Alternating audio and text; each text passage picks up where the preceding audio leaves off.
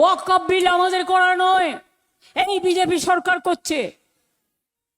মনে রাখবেন, আমরা থাকাকালীন কোনো ওয়াকফ প্রপার্টি কারো দখলে যাবে না, কারণ এটা ইমামদের হাতে আছে। নিশ্চিন্তে থাকুন, সুরক্ষিত থাকুন। এবার আমি বলে যাই, লক্ষ্মীর ভান্ডার মা বোনেরা